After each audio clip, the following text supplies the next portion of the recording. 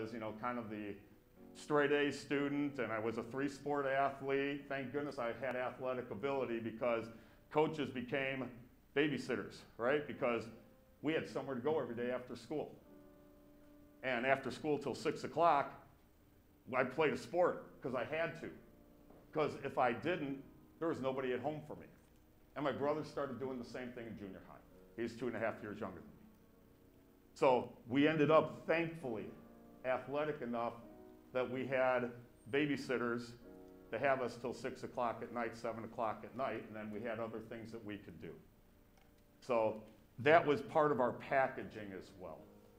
So up until the end of high school or so, it was kind of rough roads.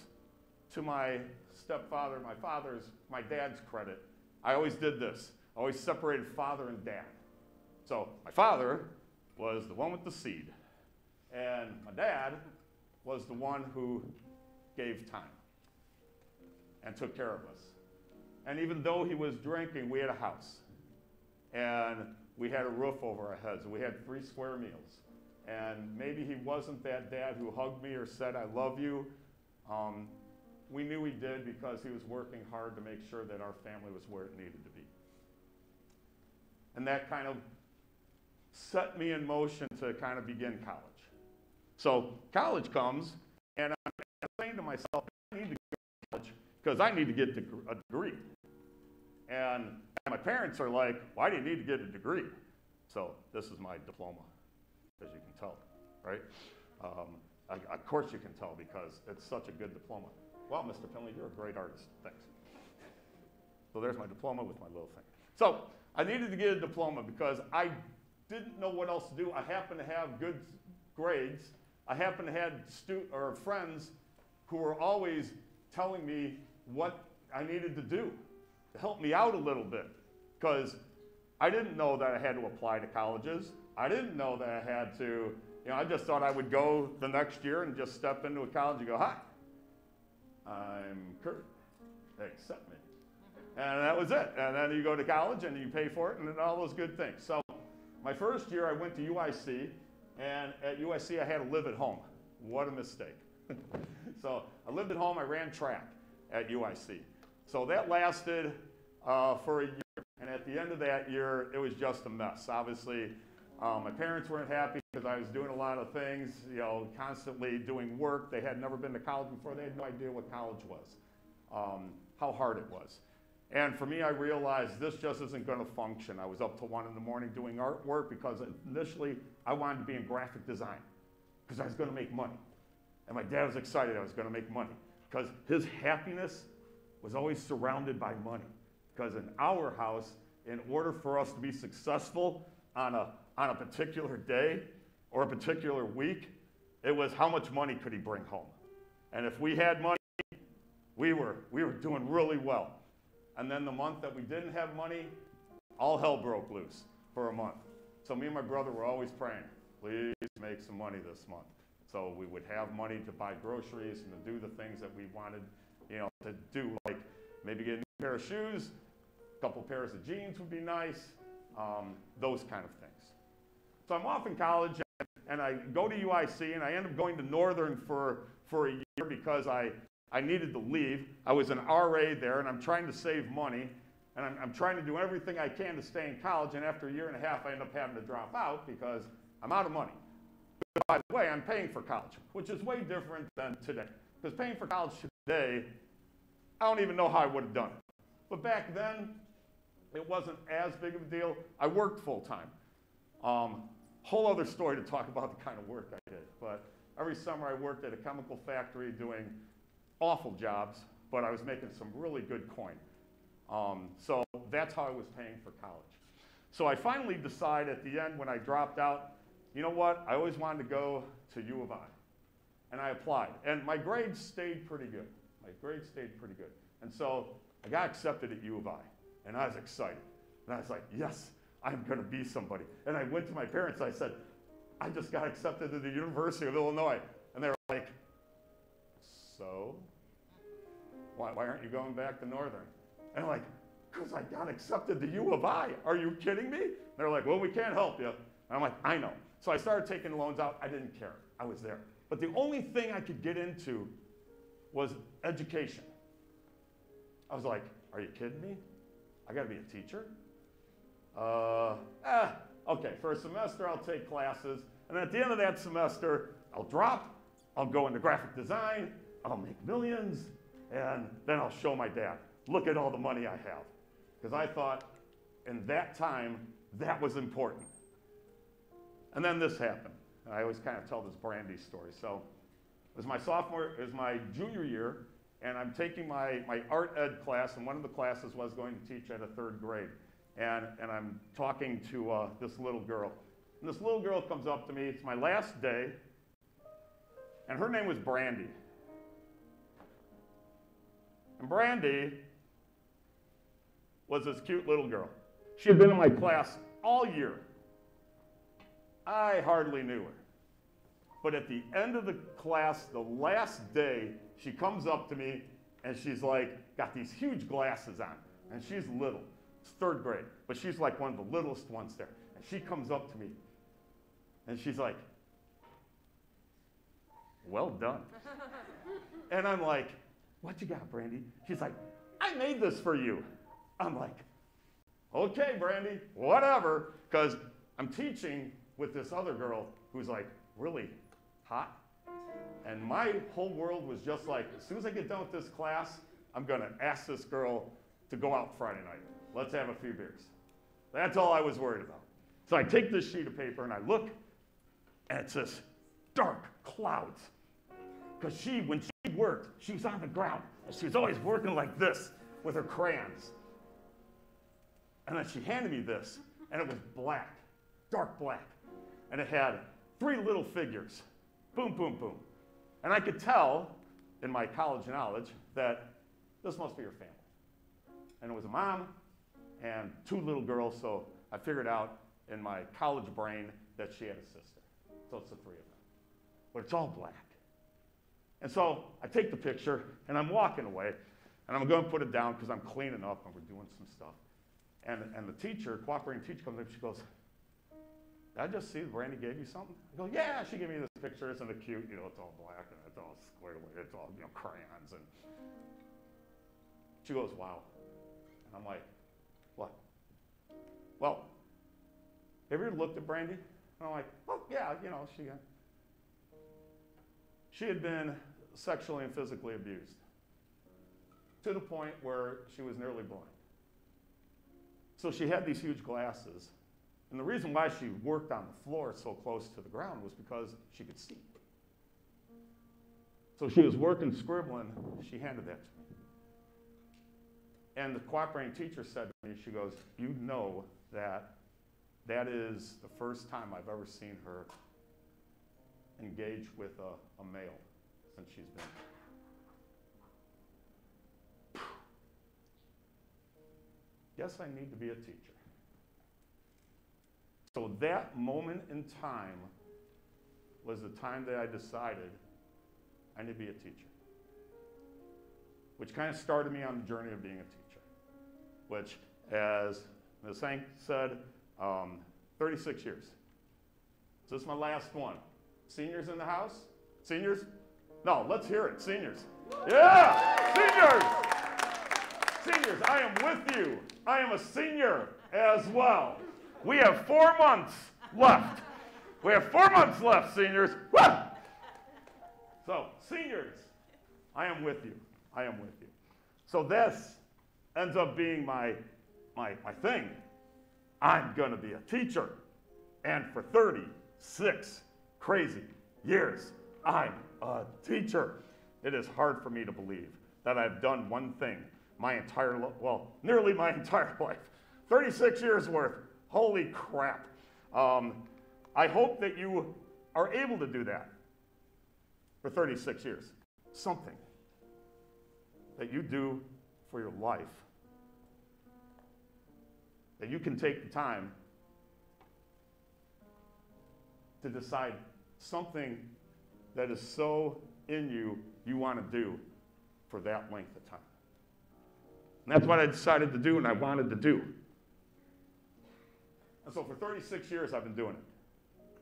I've been pretty good at it. I haven't been great, but I've been pretty good. I coach also because the greatest thing about coaching is I get to know my athletes kind of as people. It's hard to know all my students as people when I've only got them for like 50 minutes and then they go. Or for a week or two and then they drop the class.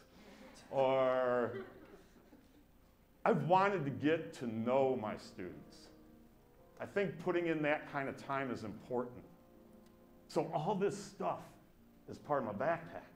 It's packed in there. All my alcoholic father and my brandy and all the things that are important to me, we carry with here. All of us have a backpack. Backpacks, I think, changed a lot a few years ago. And it changed a lot for me. I'll probably never forget this date here.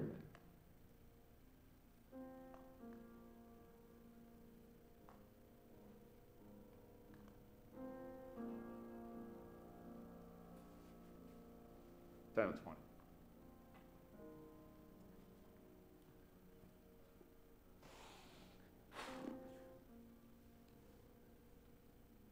You got it, Kurt. You're good.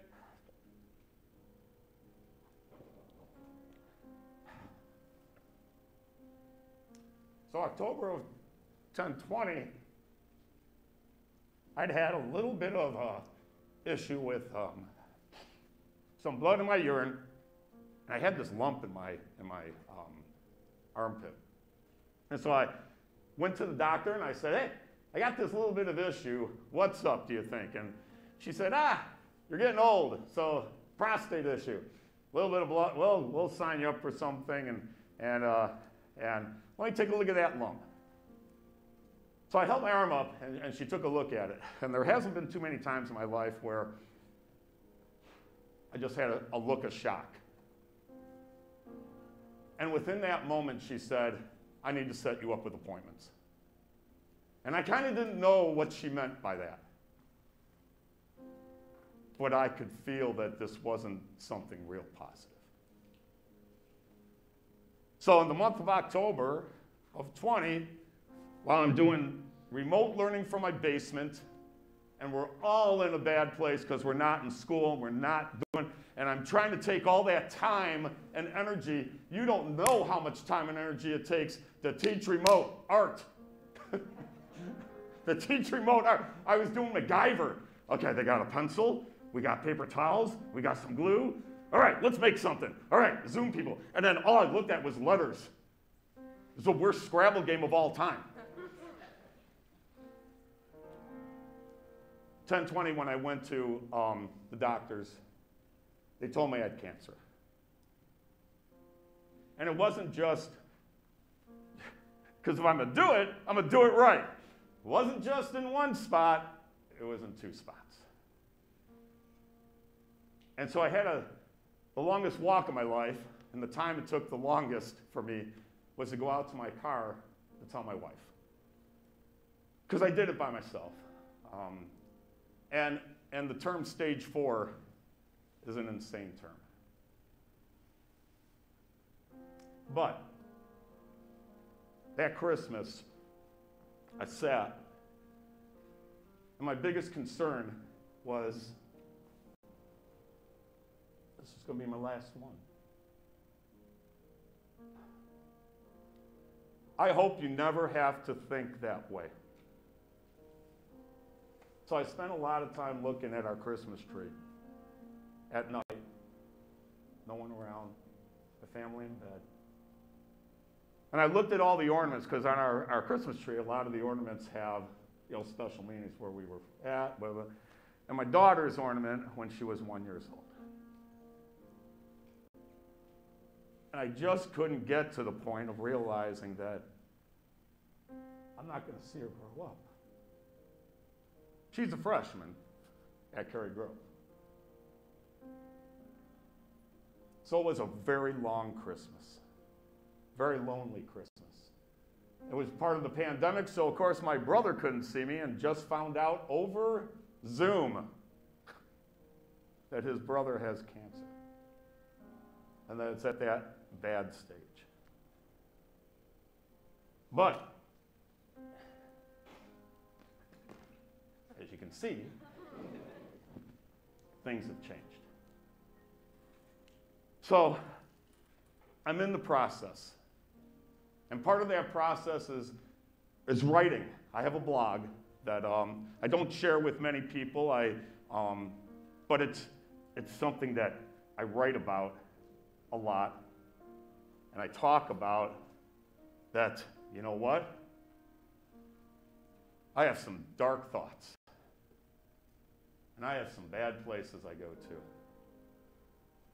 But I'm beginning to take the time for myself to make sure that the time I have is going to be spent doing good things. I keep teaching. I want to be with my friends. I want to do friend things. I want to overcome that date. I want to overcome that date. And I'm going to. How am I going to go about doing that? One step forward. One step forward. And so now you're thinking to yourself, well, that was 20. This is 22. How you doing? I'm doing well. I'm doing well. We got some news in 2021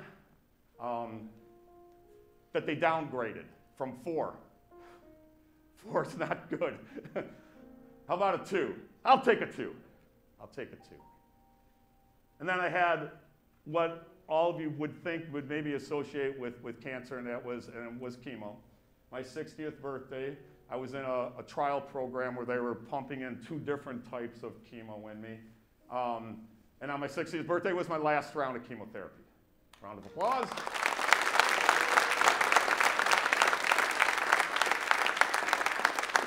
And the nurses had happy birthday, and I had a balloon, and all that stuff.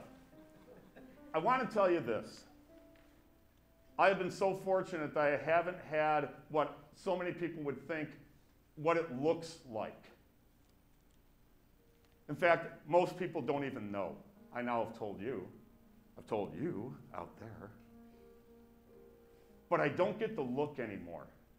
And the look I hated to get was that look when they look at you kind of like, you okay?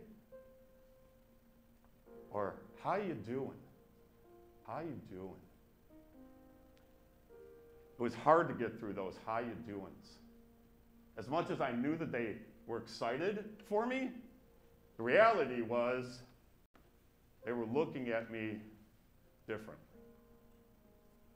Now, most people have kind of forgotten this. I got some news just the other day, and this is hard because you get news, and then I got nowhere to go to celebrate or to scream, and I tend to do screaming. I'm in a band, believe it or not, as a lead singer, which I know you're looking at me like, seriously, it's a dad band. I'm not making it any more than what it is. But the reality is, I realized that my voice was really important, and I needed to have that voice because, God, my backpack is full. The backpack's full, man. It is so full. So full. So I have that voice now in the band, but I do primal screaming. When I got done with my last series of stuff, I went outside of the hospital and I drove for a little bit to find an area that no one thought I would lost my mind, and I went running out in the middle of the field and I screamed like no one's business. Like no one's business. I screamed several times. God, I don't know if you've ever done that, and if you've been in the world that you need to do that, but it is uplifting. It makes you feel so good, and it gets rid of so much.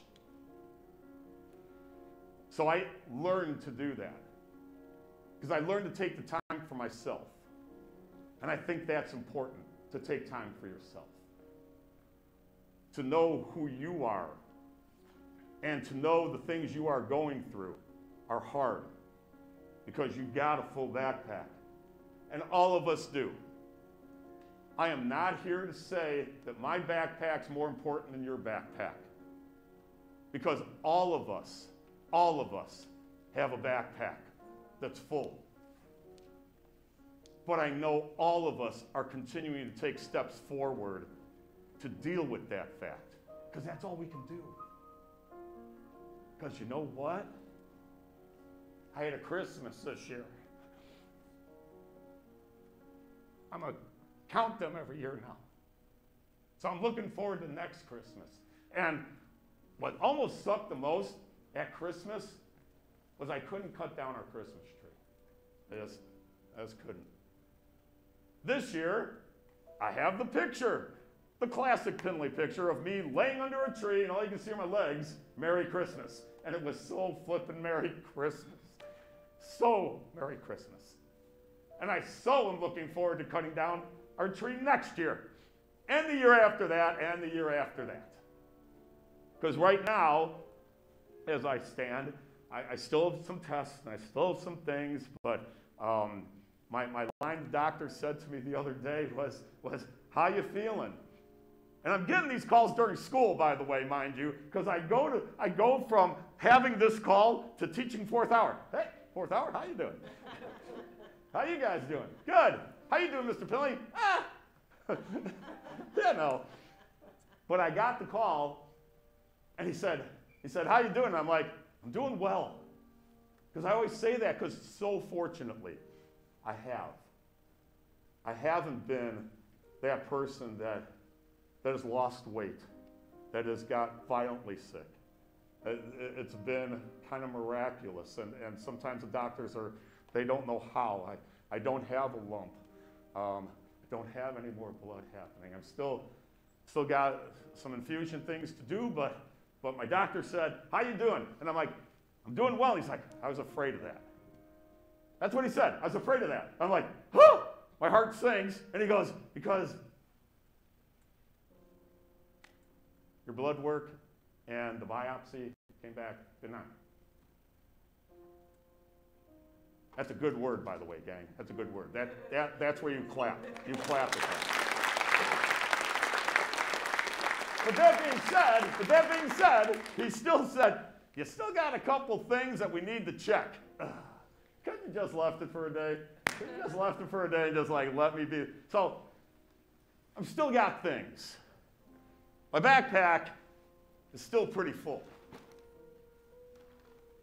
But I've kept stepping forward. I've kept stepping forward. And the nice thing about keep stepping forward is I got an opportunity to once again take this canvas and create more. To be a dad more. To be a rock and roll singer some more. But all those things that a few years ago in 2020, I didn't think I was going to have an opportunity to be.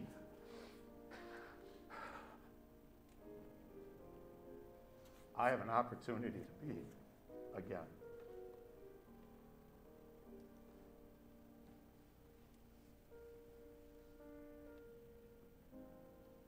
Thank you guys for the opportunity to speak to you today. I hope I wasn't boring. I hope that you guys take your time that you have in your life, your time you have in high school, and do stuff with it.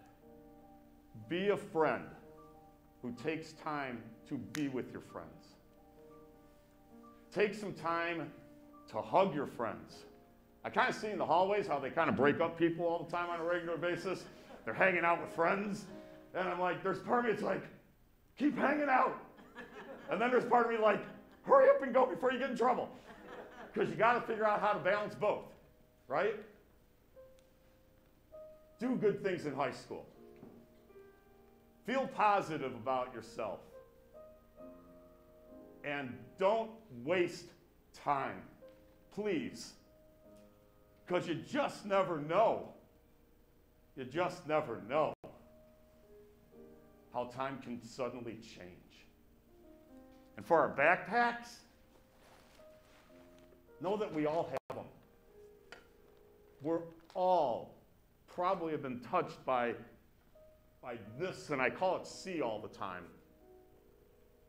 But you've probably been touched by other things. Maybe you have the divorced family. Maybe you have alcohol as part. And then we just pack this thing up, right, and walk to our next class. We don't show it. Because that's how we have to be a little bit. And I understand that. But if you can share a little bit, if you can primal scream on occasion, it feels so good. And if not, I would consider a lead singer in a rock and roll band that does some real intense rock on occasion that you can kind of do primal scream. Because during the primal scream, when I'm singing a Poison tune, it feels so good. It feels so good. I've got about 5 minutes left. I got more than 5 minutes left. But here in class right now, I got 5 more minutes. A little bit more time. That's why the time's in there. So, thank you, Mr. Anderson. Thank you, Miss Ink. It's meant a lot. Thank you guys for listening.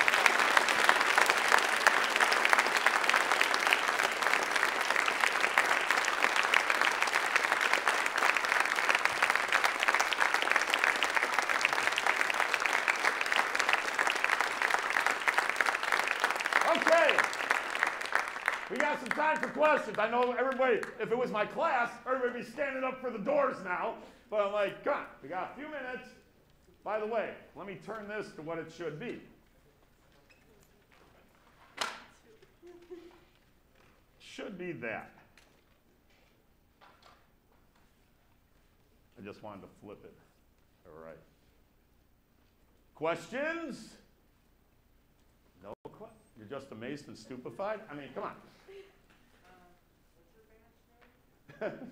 My band's name is General Comment Band. Feel free to look it up on Facebook. You may know the lead guitarist. You probably do know the lead guitarist. But there are some videos. So, General Comment Band on Facebook. You should name the lead guitarist. Okay, the lead guitarist is well known if you've been in school for a few years. Lead guitarist is Mr. Kurt Tenneper.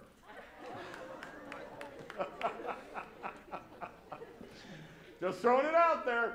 Just throwing it out there. Any other questions? Nothing about my art? Yes? Do you know where Brandy is or no? That question comes up all the time. Do you know where Brandy is? And I don't. And I don't. But, gosh, you know, I wouldn't even know what to say to her. But literally, I know that story sounds about as corny as it comes, but it is the absolute truth. It's the absolute truth. And if it didn't happen, I guarantee I wasn't going to be a teacher. I'd be in graphic design. And I'd have been miserable. I'd have been miserable because I love teaching. I love coaching. And like some of you seniors, when I leave this year, I have no idea what I'm going to do. I'm going to do something. I know one thing I'm going to do. I'm going to learn how to play guitar so I can like sit on the corner with a tip jar, strumming away playing like James Taylor, that you guys probably don't even know, but you know, some of you oldie folks would know. And I'll just leave a tip jar, and if you ever see that guy in the corner, I'll have my head down so no one recognizes me. You know, take a quick look. It might be. Any other questions? Yes? What's the meaning behind your portraits? So, thank you. So, it's so funny that all of these, through my years, have been about time. little did I know that this would be happening. I've kind of done ideas about time as this. This was a timeline. And then this happened. These have always kind of represented that. So for my ribbons, they've always been about my backpack, because it's always been about what happened here. The ribbons represent all those things that happen throughout your life and intertwine who you are, right? Because your divorced parents, the girlfriend you broke up with, the party you went to last week, all of those things define who you are. It's all in your backpack. So for me, this was like an abstract expression of that. So that's what the ribbons kind of represent. And then the thinness of these kind of represent time. You know how you kind of go through time, but there's this moment in time that you may have had? I used to do trapezoids as doorways. But you know how you go through time and something important happened in your life, and it's like, and that's my, it's that time right there that's really important, that moment that happened. That's the bell. Thank you much, everyone. All right.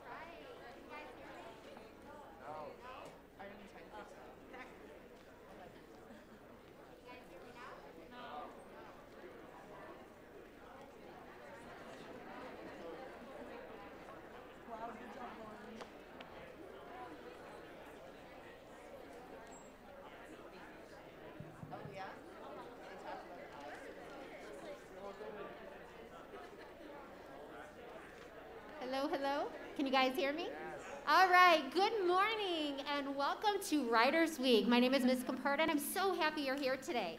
First, I'd like to say thank you for making the journey out here. I know it's a winter wonderland, and while we're thanking people, why don't you find your English teacher and give them a big thank you for bringing you to today's presentation. So, yay. All right, and we also like to thank our administration, the English department. We'd like to thank tech crew, couldn't do it without them. And of course, parents and boosters and the fabulous Mrs. Ank and Mr. Anderson for putting this together for us. So thank you guys so much. All right, well, today we actually have an author here to speak with you. He's fabulous. His name is Feskel Mayudeen.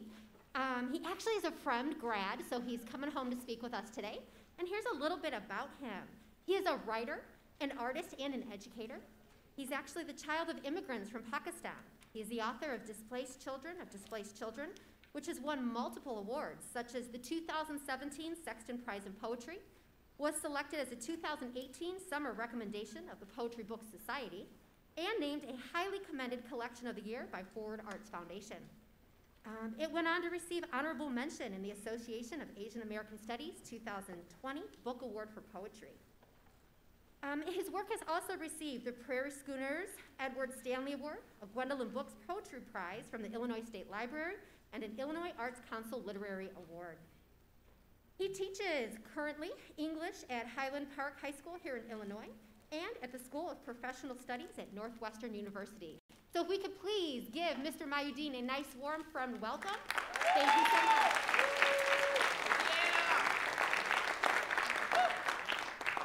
Thank you so much for the beautiful introduction. Thank you for welcoming me back. Good morning. And I think I get a chance to present at a lot of different places, and I think this is the place I'm always most excited to. It's my third time at Writers Week as an adult, and I think I twice as a student read up here, and we had a poetry slam in the evenings during Writers Week, and so I love this stage. It's very special for me, and it's very special for me to be back, so thank you so much for inviting me back. So I'll tell you a little bit about my journey as a writer. I'll share some writing, and then I am a teacher. I do have a recommended writing assignment I'm going to give you, something that I hope you will enjoy doing. It's going to be something you write as a gift for someone else on your own time. I'm not going to check that, but I'll give you some ideas with that. So I graduated in 1996, and I was not a writer when I arrived at Fremd. Writing was not I mean, if I had like the top subject and English would have been at the bottom. Not because I disliked it, but I was not good at it. I didn't feel like that was where I belonged, and I will always be grateful to my teachers here, my English teachers especially, for giving me a home in the English classroom, in writing, in the world of literature, and inspiring me to be on this really strange journey that was not the journey that I ever expected to be on, but I'm very grateful to be on. So this is me now. You can't really see that smile behind this mask. But I wanted to show you my freshman year yearbook photo when I was at Fremd. And my wife has like constantly begged me, please never show this picture in public, but I want to show you what I look like in 1992. So that is me. So it's just kind of, depending on who knows me, and some people like, that's who you are. So this is when I was 14, beginning of the year. I thought that was the coolest shirt in the world. And then for a long time, I didn't like it. And now I look at it, I'm like, that's a pretty cool shirt. I wish I still had that. I had premature facial hair that kind of came in when I was in 3rd grade. My son is 7, and he's getting that mustache, and he's like, why is this happening? I'm like, it's just how we are. So one of the things I always think about when I look back at my own life, at some point in your life, you'll be looking back at your life in high school, or you're looking back right now at who you were as a younger child. It's that sense of like, who will you become, and what will your current self think of your future self, and what will your future self think of your past self? And so it's just a question I always like carry with me, because I never ever thought that this would be my journey. I loved being in school. I did well in school, but I was like a science and art person. Mr. Pinley, who was just presenting, I took art from him and had really great experiences there. And then I always like reframe that question for that freshman, like what would that dorky, super shy, prematurely mustached, ugly glasses wearing, but cool taste in shirts, and at that time full head of hair having high school self think of who he's become since he was a student at Fremd. He would be surprised. He would be very pleased. He would be very grateful, but he would be surprised. And so at that time, I had no idea. Like none of us know like what's going to happen tomorrow. It's part of the magic of being alive is there are a lot of unknowns, and some of the unknowns are really exciting. Like I don't know what's going to happen next, and I'm excited to be surprised. And other unknowns are scary. Like, and I'll talk about some of the unknowns that were more difficult for me to carry. So, since I am a poet, I'm going to read just 2 poems before I get into some of the other things. So, this is a poem I wrote as a gift for the daughter of a friend of mine. So I'll just share this because he and she really liked it. So, Stars of Joy. Nighttime is when we gaze inward and out, our bedroom windows and see twinkling above us, an endless playground of stars. The connect the dot constellations remind us even things that seem small, like us, like me, can tell grand stories to light up the darkness, just as children, no matter how old they are, honey this world with their voices, or your voices, your dreams. Each of us, you see, carries our own special radiance, stands brightly in our own special place. So this was a gift for my friend's daughter last year, but I was like bring myself to it, and I think about like how this school is a place where I found that special place for me. Here's another one. I don't have a dog. This poem I read a lot. People are often excited by this poem, but it's kind of a sad poem. I don't know if you have a dog. Any dog people out there? I see some hands. Like, do you have? I don't have. I've never had a dog. I've never had a cat. The only pets I've had are aquarium pets, and the relationship people who have dogs develop with them is pretty amazing. Like sometimes people say, like I'm closer to my dog than I am to many human beings in my family. And have you ever lost a dog? Has anyone lost a dog ever? I see some hands. And for a lot of people, the grief of losing a pet sometimes it's a very different kind of grief than losing a family member, but it's deep. And I've always been surprised at how much that hits home. So this is a poem I wrote for a friend of mine. He had 2 dogs. I'm close to his entire family, and one of the dogs was very old and didn't have a lot of time left to live, and she died in the morning. And it was like really heartbreaking for the family. And then they had a younger dog, maybe a year or 2 old. And just unexpectedly, it died in the evening. And it was this really, really powerfully sad kind of moment for that family. And his wife, Wendy, on Facebook posted something and said, I'm missing the dogs, but what's really hurting the most is the silence in the house. Like those scratching claws on the hardwood floors are gone.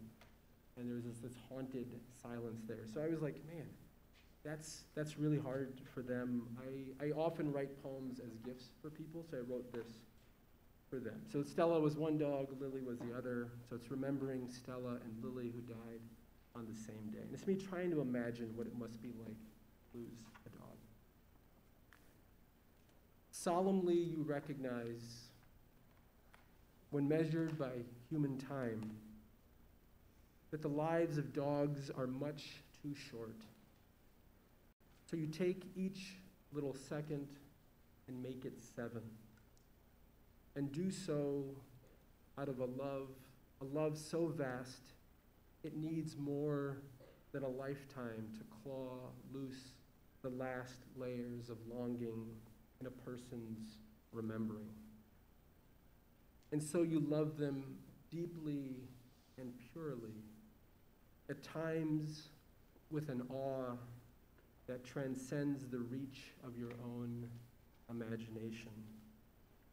Nobody else, including me, can understand the joys of this joy of these dogs who, when their time came, stepped through the door, leaving in their wake, like the rocketing light of the stars, iridescence that undoes darkness and melancholy, whose lingering presence, charged by the lives they lived, makes you feel you're still there, curled up at your feet, asleep. This is for Steve and Wendy and the Morris family. So I want to rewind to, I said to you English writing, not my thing when I came in as a freshman, and then sophomore year, I'm not sure exactly how. I think it may have been an extra credit assignment in my English class, but we were told to keep a journal, and if we wrote in it regularly, and I wanted to get good grades, and so I got this little notebook. I have it right here still. And I love doing artwork, so I designed the cover, made a book cover, and I just started writing nonsense. I'm I have nothing to say. I don't even know what's on my mind. And so I'll show you some of the first entries. So this is the official beginning of my writing life. And so January 25th, 1994 is the first entry. So that's last week, 28 years ago.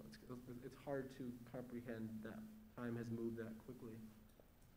So this is the first entry. So this is me writing nonsense. So Red Roses, there it is. So January 25th, 1994, Red Roses, I'm not sure what I put there, but I was doing some revision work. Singing songs in Portuguese, landed upon my head and became milk, which caused me to melt into a piece of salami that was eaten by a small dog. So my goal was to write nonsense. Like I said, I had nothing to say. I didn't know what I wanted to say, so I'm okay, that's fine. If I was a teacher, I'd read this, and I am a teacher, but I'd be man, that's terrible. What are you doing here? That is kind of me, this very self-conscious me did not really get excited about my work. I'm still doing it because I wanted extra credit. So then at some point, I was maybe a nice person might be I'll give you a C minus. Not a D, a C minus. When I showed my teacher, and this was many, many teachers over the course of years here, this is how they responded. Nice work, keep it up. It wasn't nice work, but what was nice that they recognized was that there was me starting to engage in something that was important to them, at least in their eyes. So oftentimes teachers will say this is important, and I as a student be I don't think so. You may think so. And then sometimes things do become important, and we don't always know when and how that happens and what is going to become important to us. But that encouragement that I received is really powerful. I don't have an entry for February 2nd, today, 28 years ago, but yesterday was the closest one. So just happens to be very timely. There's a huge snowstorm. Thank you all for bearing through it, braving through it to get here.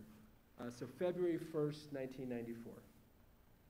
Falling upon my bed, the snow forced me to leave my room, and when I walked out, I was swallowed by a tornado and thrown into the river flowing through my living room.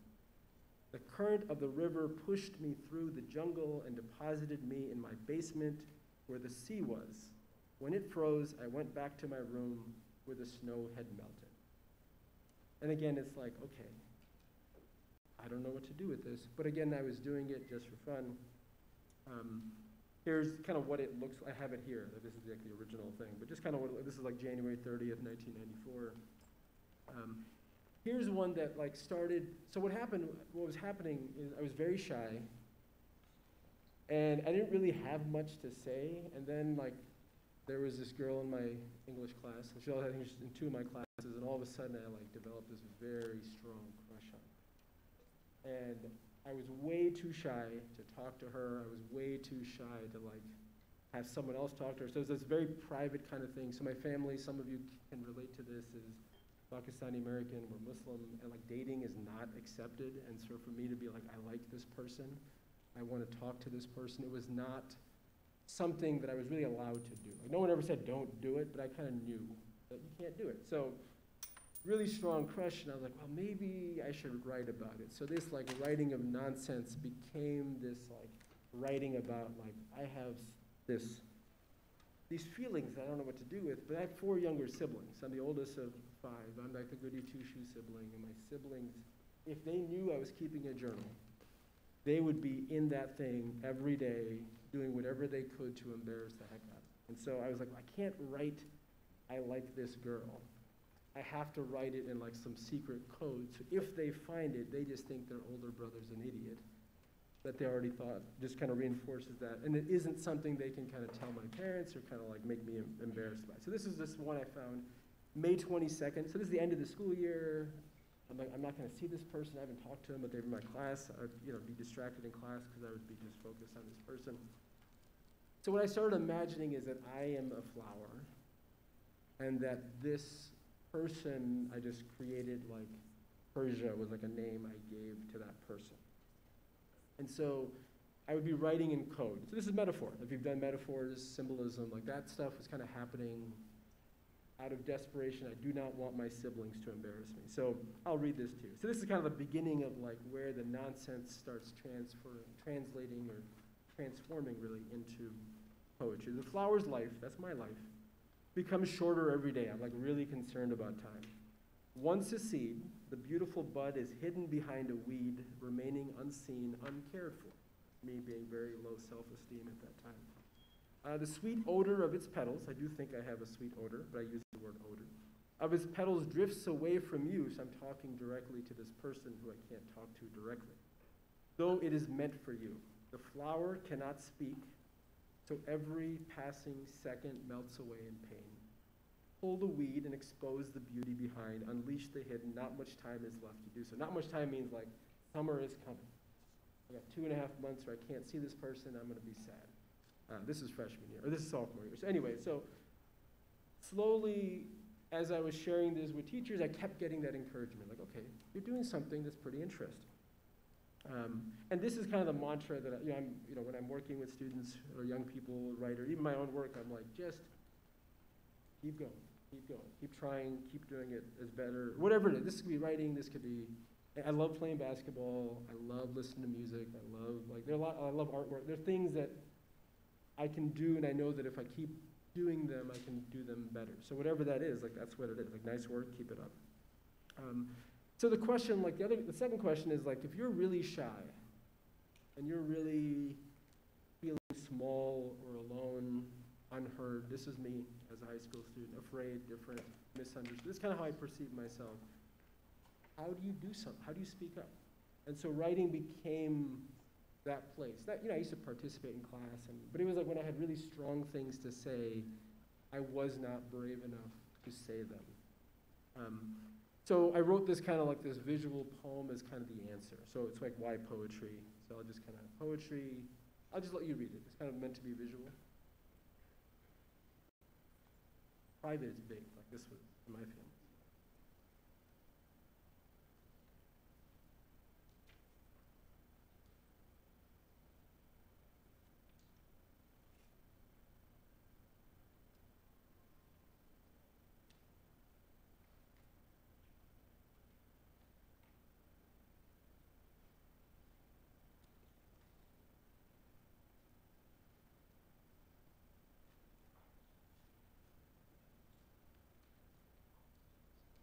The fun part is pretty cool.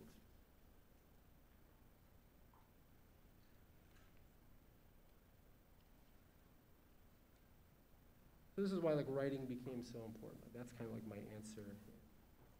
So this book, I called it the Red Flower of Persia. This became where I went to write. It's where I went to kind of reinvent myself. And when I was confused, this was, I had friends I could talk to, but there's always this like reservations that I had about heavy things. And so these are like the high school topics. As I was getting older and becoming more conscious of my like bigger universe that I lived in, the things that became really important for me to talk about were like my father's story. Like my dad lost his dad when he was 13, 14, or 15. And all he would ever say was, he died when I was young. And I could tell that that was like a really painful thing for him and his entire family. They never talked about what happened.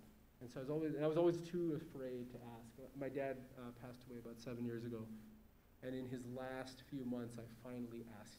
But I was 36 at the time, so I waited, like basically from age 6 when I started noticing this absence of my grandfather's story. About 30 years to ask him. He was murdered by some people. It was a very violent death. I don't know all the details, but he was like, I decided I will never talk about this. So up until the moment of me finding out, I would start to imagine answers. So writing was like, I could come up with answers. The other thing is, like I said, my family is from Pakistan, and if you know the history of India or that part of the world, in 1947, India got its independence. I'll show a little bit more about that. And the country was split into different parts. And it was an extremely exciting time. People we have our independence. The part they never talked about was how extremely violent, traumatic it was. So there's all these little things man, what is going on? And so that became I want to write about love and romance or whatever, crushes, but I also want to explore topics that people are avoiding.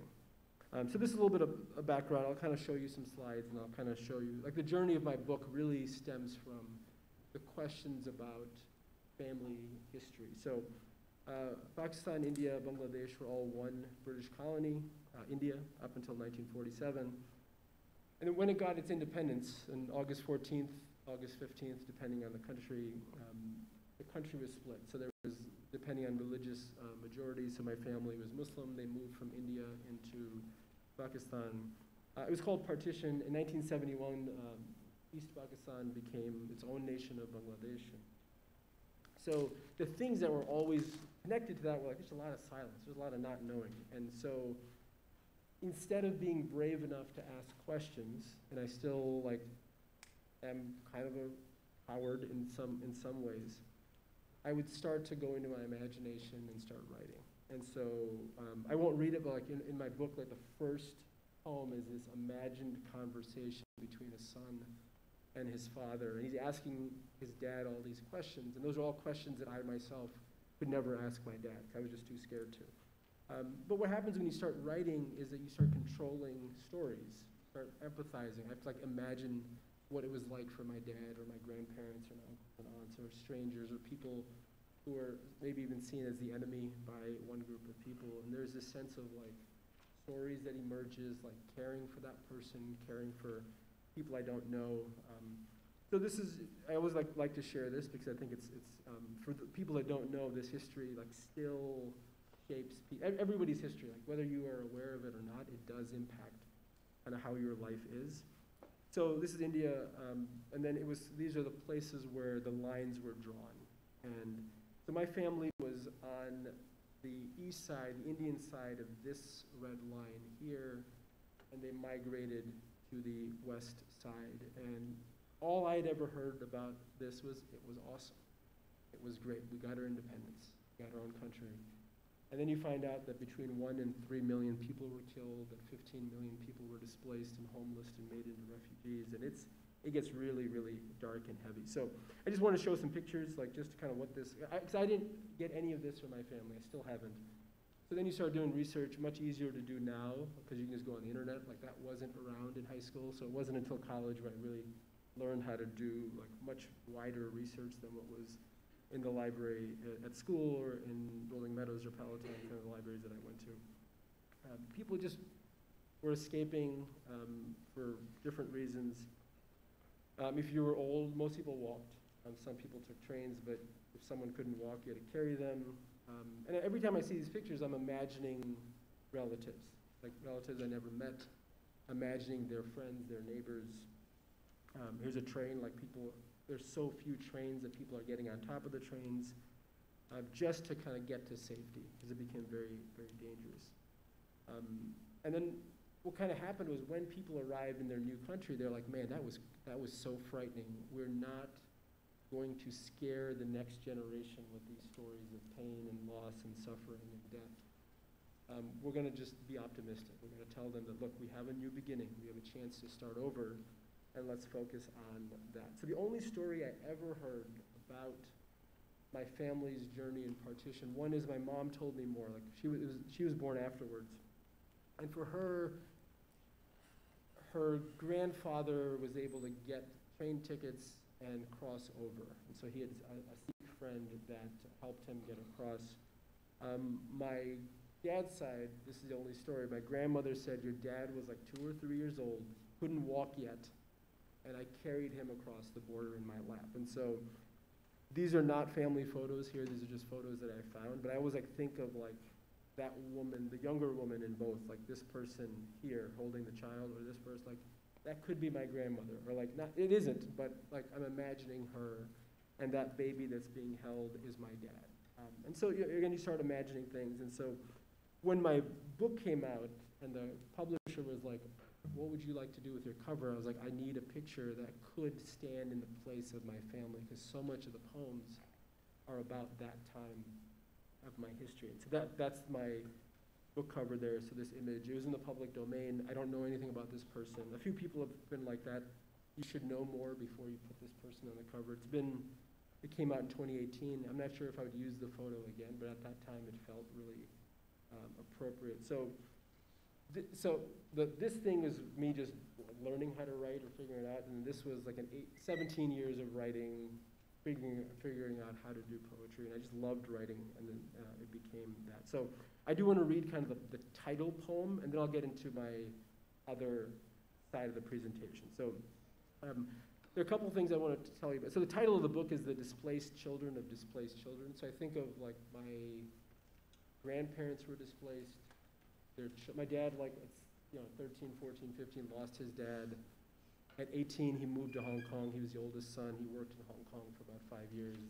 Then he moved to San Francisco with a cousin. Then he moved to Chicago. So constantly, and then I've spent my entire life in the Chicago area. But there's always this sense of like, I don't know where I belong historically. And so there's like this displacement that's generational.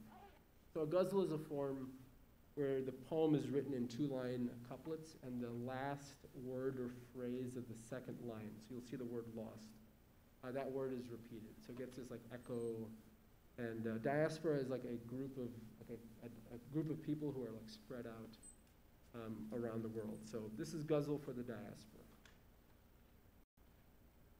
We have always been the displaced children of displaced children, tethered by distant rivers to abandoned lands, our blood's history lost. To temper the grief, imagine your father's last breath as a Mughal garden. Marble pool at its center, the mirrored sky holding all his tribe had lost. Above the tussle of his wounded city, sad-eyed paper kites fight this day aloft. One lucky child will be crowned the winner. Everyone else will have lost. Wish peace upon every stranger who arrives at your door, even the thief, for you never know when your last chance at redemption will be lost. In another version of the story, a steady loneliness mothers away the rust. Yet without windows in its hull, the time traveler's supplication gets lost. Against flame-lipped testimonies of exile's erasures, the swinging of an axe. Felled banyan trees populate your nightmares, new enlightenments lost. The rim of this porcelain cup is chipped, so sip with practiced caution. Even a trace of blood will copper the flavor, the respite of tea now lost. Tell me, Faso, with what new surrender can you evade deeper damnation? Whatever it is, hack away before your children too become the loss. So when I was in high school, I was not writing about these things, but as I got older, these things came in. So, the third question I would ask is like, what are the things in your life? And I know this came up this morning as well, like that are uncomfortable, painful, mysterious, things that are connected to fear or shame that maybe are worth exploring. whether in writing or in art or music or just your imagination. So just something to kind of, so whatever they are, like write about them, do it in secret ways, do it in riddles, do it in another way. So my favorite form, and so I write some heavy stuff, but then I have some lighter stuff. Are you familiar with what acrostics are? So an acrostic poem, and I'm going to talk a little bit about like why I love them so much. So an acrostic poem would be like this. It's a poem that spells out what you're writing out. And so another example, this should have been Wednesday, but I have a Monday example. And so again, it's spelling it out. And so my most favorite type of poem to write is an acrostic, and it's to like give these to people. So one of the stories I want to tell about acrostics before I get to that one is, so at some point, I knew that as a teenager, like dating was not acceptable. At some point, though, you want to meet someone. I've been married for almost 13 years now. You got to meet someone, and then at some point, you got to have this conversation that you're kind of taught for a long time you're not supposed to have, like, here's how I feel about you. So my wife is also of Pakistani descent and Muslim, and same kind of restrictions, probably more restrictions for women than for men. And so I was like, how do I tell her that I like her, really like her, in a way that doesn't like scare her off? So I was like, okay, that's where writing can come in handy. So I wrote this poem for her. So this is like the first thing. This is June 2008. First thing. Don't tell her I'm sharing this because these are kind of like. I write a poem every Valentine's Day for her. So I haven't started this year. So that's my assignment this weekend. So how it begins. How it begins is indeed a mystery. Nights suddenly become about longing and sleeplessness caused by that longing. Open up to it, and perhaps, darling, you and I will both have answers that matter only in the eyes of strangers. Winter and summer come and go, however, this only comes and comes, I know. Look at me or look into me, vast as the universe is, everything else is stillness. So I'm going to give this to her, I'll see how she responds. She responded very favorably. I'm like, yes, she feels similarly. Then I said, well, I did put a secret message in the poem, which is, my wife's name is Hinasota, and is who I love. And so I was like, I can't say that because that's not acceptable, but I can do that with an acrostic. So once this thing worked, I'm like, every poem I want to write is going to be an acrostic. I don't do that. So this poem I read earlier is also an acrostic. So I wanted the dogs that have died to be present in the poem. And I didn't tell my friends that I did this, but when they have the poem framed in their house, I was like, your dogs are there too, not just in the title. So I love acrostics. They're like surprises, they're sweet. You can do like, I hate you as well. If you want to do that, you can. I like to do them for gratitude or celebration. I write sometimes if I lose, a loved one has passed on, I'll write an acrostic kind of to memorialize them. So a question, this is for you now, like a real question for right now. Like, who are some individuals in your life for whom you could write an acrostic? And I'm going to ask you in a few minutes to actually like go away from here and consider writing it. So I'm going to kind of walk you through the process, and in about 5 minutes, I'll kind of wrap up and take questions. So my good friend, from college, his daughter was turning 7, and so I wanted to write a poem for her. Her name is Noah Tesher. You write the person's name vertically, and then you start writing the poem. So one way to do it is you just do it that way. You could put all the letters together, so you're not like making it obvious. It depends on how much you want to hide it. It's 9 lines, so I could also break it up into a balanced structure. And then this is kind of the traditional acrostic. You just do like, Noah is nice, he's open-minded, he's active, he's terrific. This is boring, in my opinion. So but this is the way to start. Like, I have given poems like this to people, people have given them to me, and like my heart will like just get so filled. I'm like, wow, you wrote this for me, my name is there. Like every once in a while, a student knows I love acrostics, and we'll write an acrostic, and I have these like hanging on my desk. Like I love them. So you could separate them structurally. But what I'll do, like I'll call these like secret acrostics. I don't want the person to know yet. I want that surprise to be there. So I have N for Noah. So nighttime is when we look out our windows and see twinkling. You might recognize this.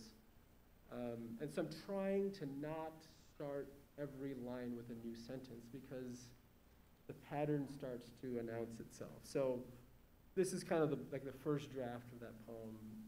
And then a final draft, I might indent the lines a little bit to kind of make it look more interesting, come up with the title, and then her name, Noah Tasher, is built in. And what's kind of cool is I'll give this to people, and then next time I go to their home, it's like framed on their wall. I was like, wow, that's, like most things I write, no one ever reads, but the acrostics people cherish. Write acrostics. That's kind of like my big lesson here. So you can, like over here, like the first letter of the line is capitalized. You could do small case. For this I'm going to encourage you to do this for people in your life. You can get an index card, fold it in half, write the acrostic on the inside, decorate the front. People will keep that in their wallets, in their bags, in their purses. Like, I've seen it. Like these poems go, a long way. You can do postcard, write a poem on one side, draw something on the other side. Art Spiegelman, if you know Art Spiegelman, he's been kind of in the news a lot recently for one of his books, but he's an artist, comic book artist. He did an acrostic comic for his daughter. Actually, my friend whose daughter I wrote that for sent me this to say, do you know that even Art Spiegelman does acrostics? So his daughter is Nadia. When she turned 7, he made this for her. When I proposed to my wife, it was an acrostic. She didn't know until the end. So there are different things you can do. But again, like when I was proposing, I was like, I don't know. I know where I stand. Let me see how it goes. I did make it pretty obvious, like in the end, just in case she missed it. But now, like, I'll write a poem, and the first thing people do is like look for the acrostic, and when it's not there, like, oh, you didn't write an acrostic. I'm like, not everything has to be an acrostic. So I do want to keep people kind of on their toes a little bit. So I go back to that like awkward looking, bad hair, too much gel, whatever you want to say, person. It was just like trying to like find a way to say things that at first I was like looking for extra credit, like I said, but then it's like there's things that I want to do or say and express. And for me, and maybe it will be for some of you, it became writing. And my first time ever like reading in front of an audience was here. We used to have these like monthly sharing reading sessions, and like as a junior, I got to stand on this stage, and it was like still one of those memories that I'm like, wow, someone else thinks that what I'm doing is valuable and cares for it. And so for that, I'm really grateful to Fremd and all my teachers. I know Mr. Wyman passed away recently. He was someone I had as a class, so I'm keeping him close to my heart. My first job after college was at the Daily Herald in journalism, and the only journalism background I had was one semester of journalism with Mr. It was enough to help me land a job at the Herald. So just quoting my teachers again, and I won't read this either, but I'll take questions. I'm really grateful again. Thank you for having me here. I know we have a few minutes for questions. Thank you. It's still surreal. I'm here. I'm like, I think I'm in a dream. Like this is wild. So questions or suggestions or topics of interest, or how many of you are going to write something for someone? Okay, I'm seeing a lot of hands. That's awesome. It is something I think can really become something you do regularly. Yes.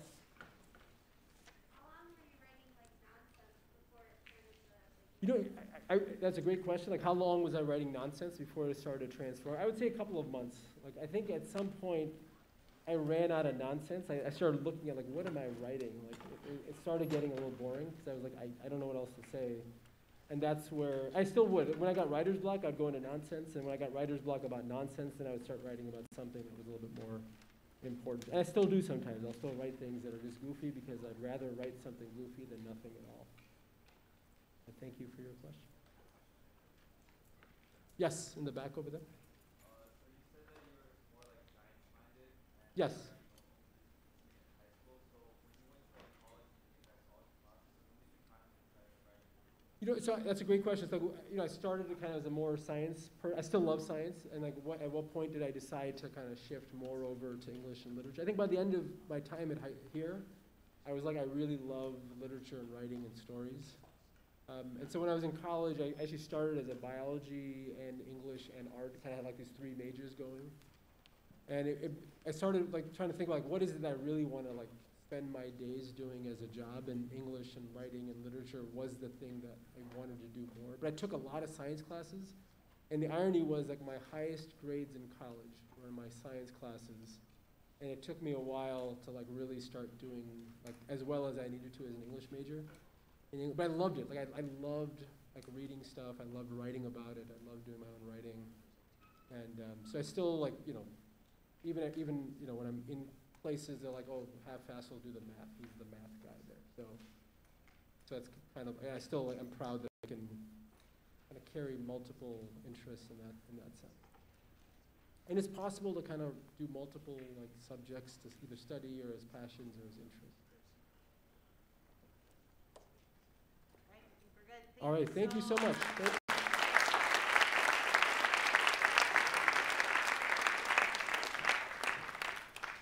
Be safe out there in the snow. Oh, okay. I'm looking at my clock. I'm like, maybe I'm off.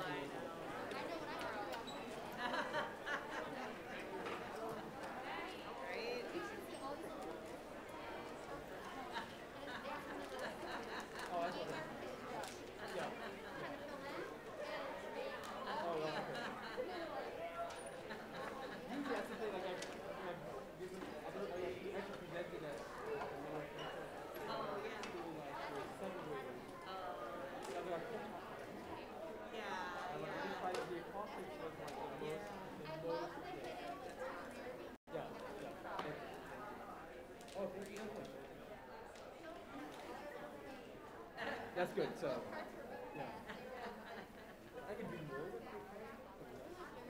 Oh, I love history is. I'll have AP language kids here this third period, so they will take care of it. I'm sure some of your families probably have similar. Oh, thank you. Thank you.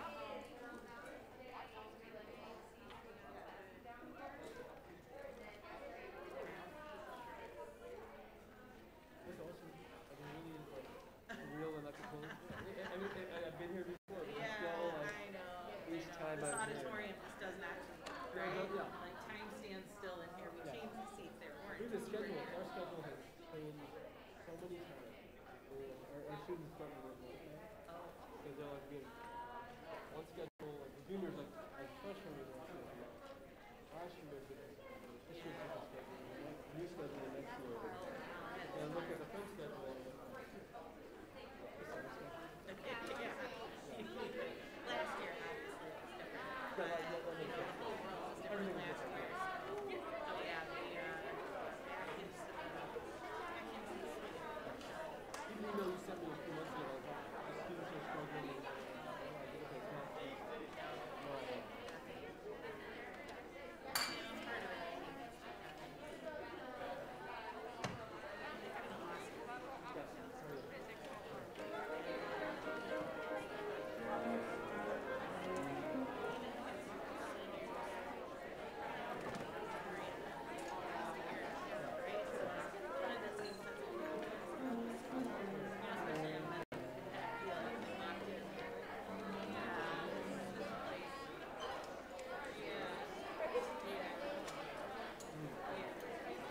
No, I don't.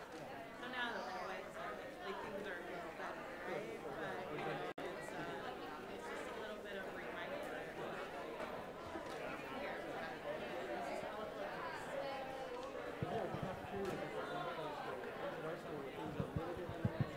Hello. And then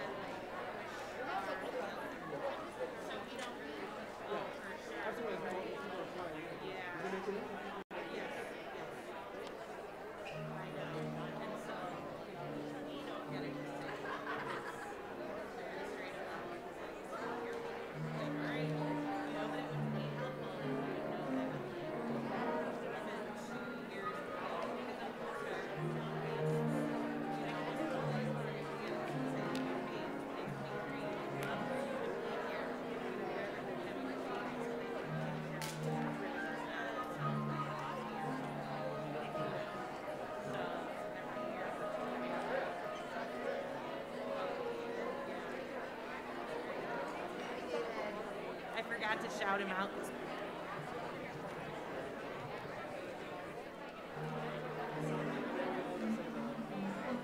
Bad, then.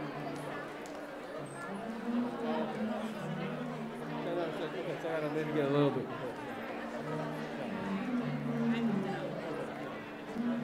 It's almost like sometimes it starts popping, but I'm like, popping shouldn't happen with the bells.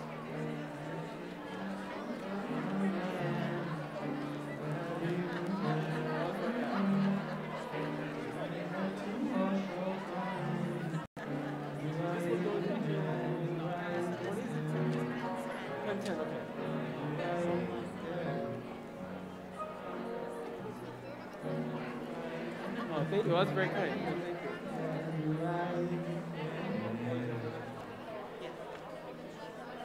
I loved it. I mean, we are so lucky to see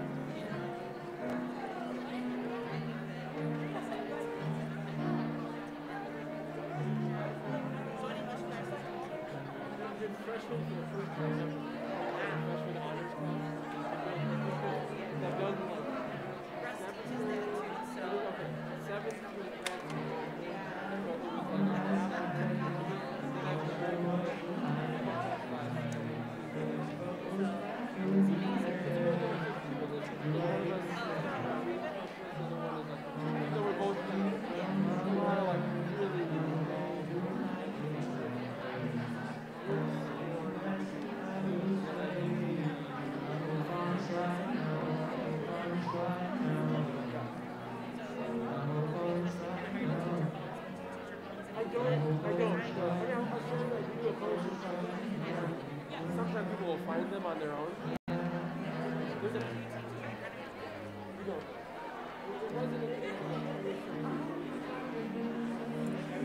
That class evolved so much.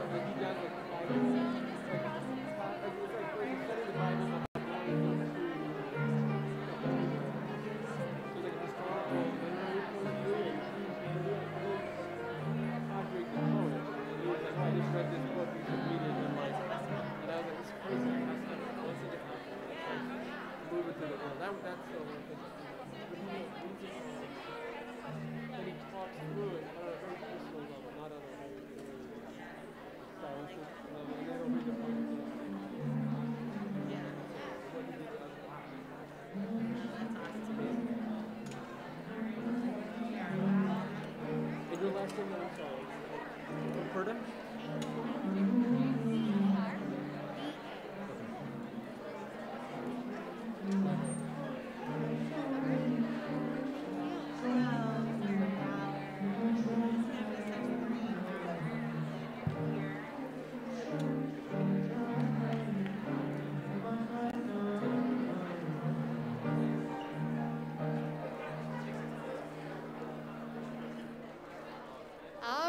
Okay, good morning. How is everybody today? Woo! All right, well, I want to say good morning. I'm Ms. Comperta. Welcome again to Writers Week. I want to thank you for making that treacherous journey in the winter wonderland out there to be with us today. And while we're throwing thank yous out there, let's go ahead and find your English teacher. Give them a thank you for bringing you today. Yeah, thank you. I'd also like to thank the English department, our admin team, and of course tech crew. We couldn't do it without you, so thank you, tech crew. Woo! Also, a big thank you to parents and Booster, and of course the fabulous Mrs. Ank and Mr. Anderson for putting this together, so thank you. All right, so today we have, actually, can you believe this? It's one of our own. Faso Maiden, he actually graduated for Fremd, and he's back here. He is a writer, an artist, and an educator, and he's going to be with us today.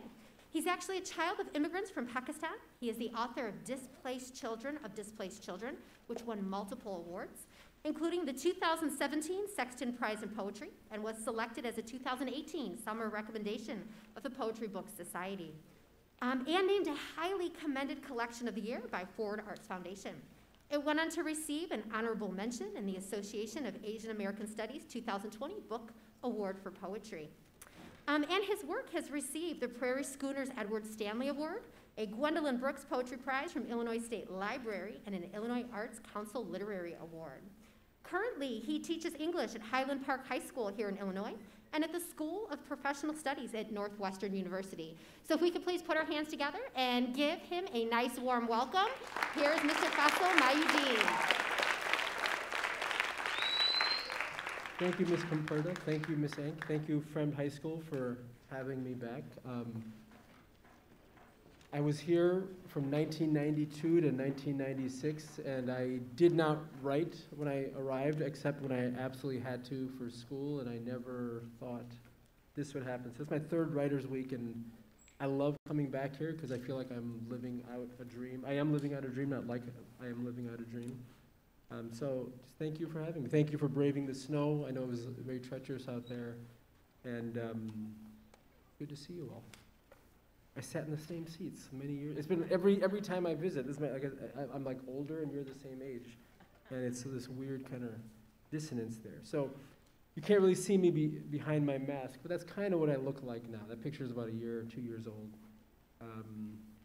But I did find a couple of years ago, I think I had tried to get rid of every piece of evidence of it, but a picture of me when I was a freshman, and despite my wife pleading with me, like, get rid of this picture, never show it in public. I'm going to show you what I looked like. Fall of '92. That is me. So you can kind of see why she may not want this picture to be out in public, but I'm proud of who I was, partly because I'm excited to be who I am. There was a time I was like, I cannot believe that's the shirt I wore for yearbook photos. And I'd feel very embarrassed, and now I'm like, I want that shirt. I wish I had that shirt. So if anyone sees one like that somewhere, I think it was donated 20 years ago, 15 years ago. So I think I have cooler glasses now than I did back then. I did have hair back then, so, you know, give and take. So the thing I always ask myself, this is as you move through life, you might be asking already, given that, you're a teenager in high school now. But who was I when I was younger, and who will I become when I'm older? And sometimes you imagine what life will be like for you and who you're going to become, and you dream about some person that you'll become, or you're the same person, but what will your future look like? And at the time that I was a student, and if I think about what I'm doing right now, and I remember someone asking me, what would your 13-year-old self think of you now? This is a couple of years ago, and I'm like, they would not believe that I am who I am. And that's something I feel is okay. So the question I would ask myself, given that picture that you just saw, what would that dorky, super shy, prematurely mustached, ugly glasses wearing but cool taste in shirts and full head of hair having high school self think of who he's become since he was a student here at Fremd? I think the biggest word is surprised and grateful, and that gratitude is so expansive, and it really does genuinely, sincerely, and I say this all the time, even when my book, when it was first published, I was interviewed, and they're like, well, how did the book happen? I was like, well, I had these awesome teachers when I was in high school. I mentioned Fremd, and they mentioned that, and it was true. I mean, it is very true. I didn't imagine that that would be the case when I was a freshman and sophomore. So if you asked this guy, 92, what's your future like? There'd be a lot of question marks. Just like, I don't know. I loved science. I loved art. I know Mr. Pinley presented first period. He's over there. So I was in Mr. Pinley's art class. I still love doing art. If there's time, I'll show some art at the end. Writing was not my thing. I was, but then I started writing. I'll tell you a little bit about the journey of my writing self. But before we do that, since I do poetry, I was going to read just 2 poems to give you a sense of the types of things I write about. And these are both poems I wrote as gifts, so I was like, okay, I can share some of the gift there. So this is a poem called Stars of Joy, and it was written for someone younger. So I can also think of this poem as something I might have written for you, or I'm reading it for you now. So Stars of Joy. Nighttime is when we gaze inward and out our bedroom windows and see, twinkling above us, an endless playground of stars. The connect-the-dot constellations remind us even things that seemed small, like myself then, even maybe now, can tell grand stories to light up the darkness. Just as children, whatever age you are, honey this world with your voices, your dreams. Each of us, you see, carries our own special radiance, stands brightly in our own special place. It's a lesson that I definitely have carried with me. Like, we each have our own life, our own voice, our own story, and it's important to hold it. Even if we're not going to share it, we should hold it. And there's a very different poem, but it's written for, I have a friend named Steve, his wife Wendy. So they have 2 dogs, and as you can see from the title, both of the dogs died on the same day. I don't have a dog. I've never had a dog. My best friend growing up did have a dog, and I remember having like goldfish that would die, and we'd flush them down the toilet, like very like impersonal, inhumane, and inhumane might be the wrong word. Not like you don't develop this emotional connection with the goldfish. I didn't get it. When his dog died, he was devastated, and I was like, this is odd. Like, how is he so sad about a dog? I've never had a dog, but how many of you have a dog? Do you know what it's like to lose a dog? How many of you have lost a dog? Is it devastating? Anyone who was like, it's still like something that you like are grieving about? Anyway, so the reason I'm asking is, so I have learned over time that, people who have pets, dogs and cats especially, they're members of the family. There's a closeness that humans and dogs especially have that transcends sometimes the relationships human beings have with one another. It's kind of weird. Like, sometimes people care more for their dog than other people in their lives. And so one dog was old and sick and died in the morning, and it wasn't that surprising, but it was very, very sad. And then they had a younger, very active, very healthy dog that I think had cardiac arrest, I don't know, but just freak occurrence, and then that dog died in the evening.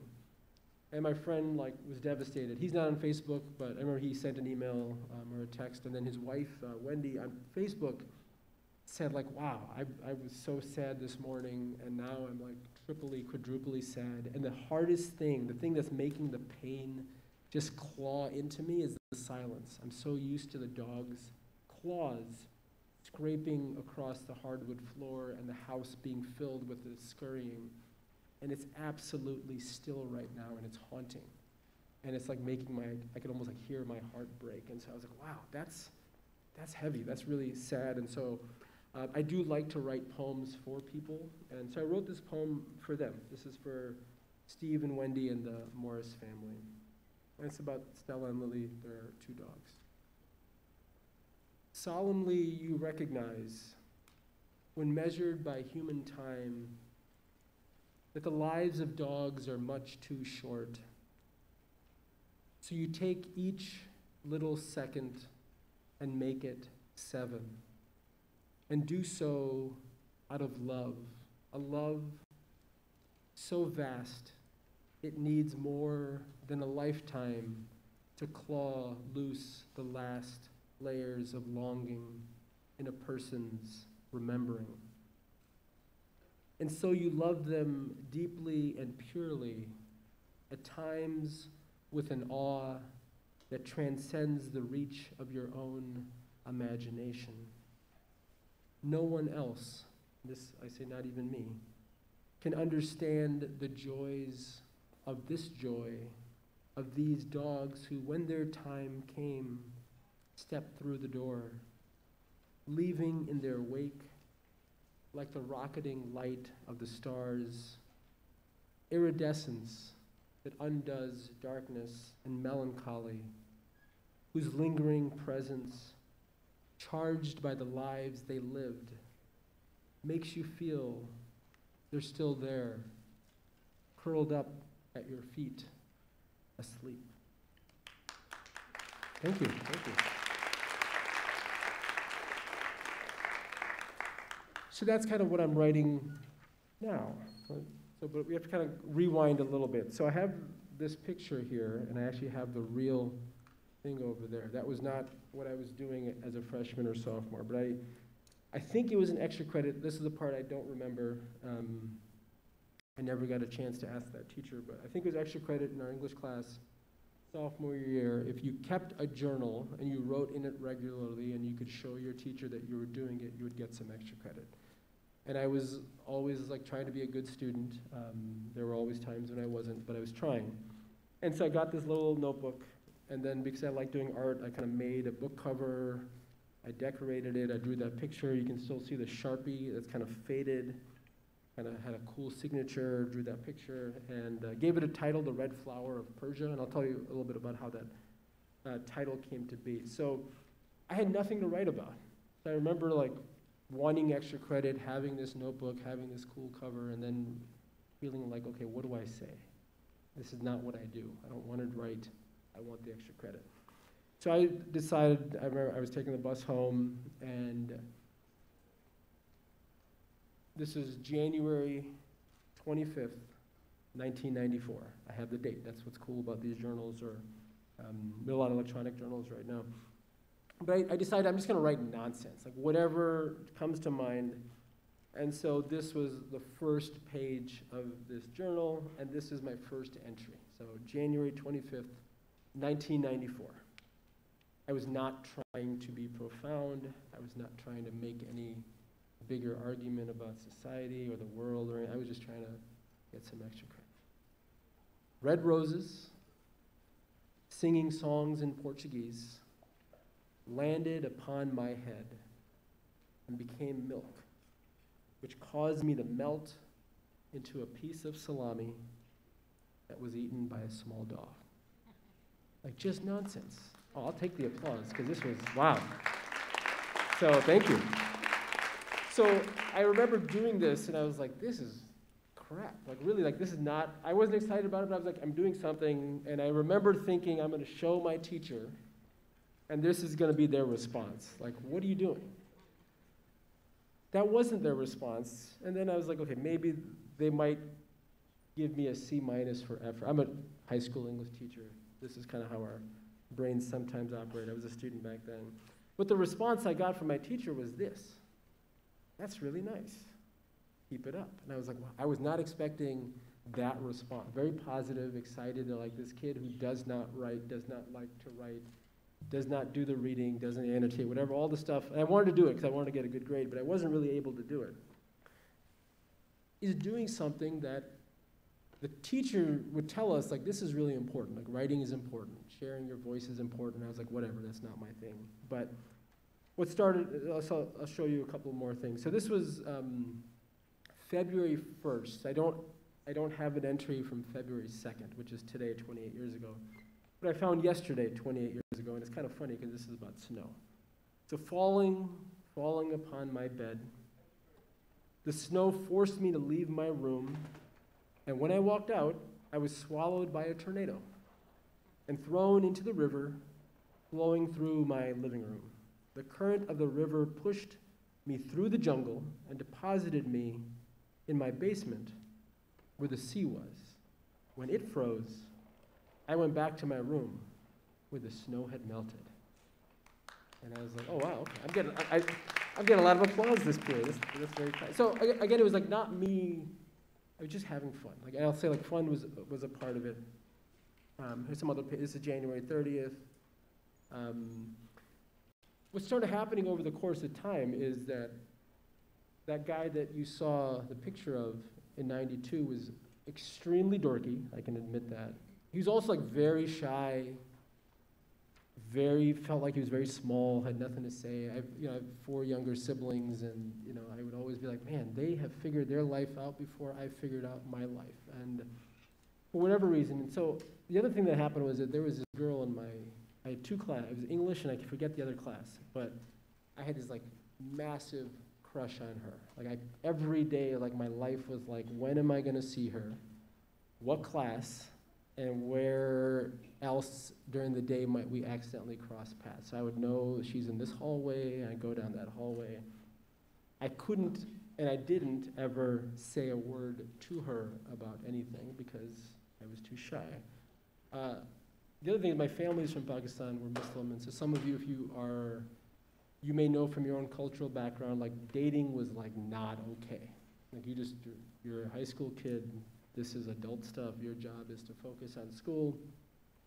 And so I kind of knew that I couldn't really talk to her. Like if I talked to her, nothing could happen. So I was just like really stuck in my head. But at some point you start feeling frustrated. You're like, man, I just want to say something. I want to express whatever it is. I don't know what's going to happen. I love that show, Never Have I Ever, because like so much is in her head in that show, if you know that show. So what I started doing is I started inventing like a metaphor for myself. So I was this flower, and I was stuck in a vase, and people could see me, but the flower couldn't really speak. It was just there.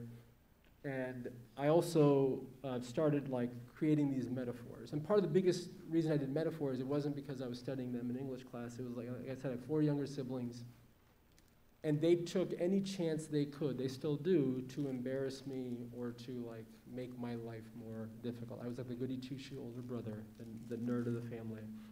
So I knew if they opened up my journal and they read that I liked some girl, I was going to hear a lot of ridicule. They're going to tell my parents are going to sit me down like, you can't do this. I was like, if I write in code, which is another way to talk about metaphors or similes, that they're code. Like you do this symbolism, they'll read it, they'll think it's some dumb nonsense, and they won't be able to understand, which was successful. They didn't understand. So I'll read this. This is from May 22nd. It's near the end of sophomore year, and so the flower, I'm speaking directly to this girl that I never spoke to. The flower's life becomes shorter every day. So the way I'm like, time is passing. Once a seed, the beautiful bud is hidden behind a weed, remaining unseen, uncared for. The sweet odor of its petals drifts away from you, this is the girl, though it is meant for you. The flower cannot speak, so every passing second melts away in pain. Pull the weed and expose the beauty behind, unleash the hidden, not much time is left to do so. So I was very conscious that summer is coming. And so summer's awesome, but I was like, I'm gonna miss seeing this person. This is sophomore me. I remember my teachers seeing it, and their response was like, nice work, keep it up. We're noticing things are developing, you're starting to say things. But at some point I was like, wow, this journal is where I can go and kind of like spill my guts, and I can do it in ways that are more poetic. And so the question I was asking myself is like, I wasn't really asking it, I was like asking this 10 years afterwards when I was trying to understand what was going on. Like, how does a person express themselves when they feel too shy, or too small, or too alone, too unheard, too afraid, too all of these things? I also do visual art. Like, that was something I did, but I don't think I was able to like speak like frustrations or longing through art. I could do it in writing. Some people do it in dance, some people do it in music, some people do other things, but for me it was like, it just happened to become writing. And so part of the poetry. So I've written like a visual poem that kind of says, oh, well, why did this thing right here transform into poetry? And so here's my answer. So poetry, and I'll let you read along. I think it's a little bit easier to just kind of let it appear on the screen.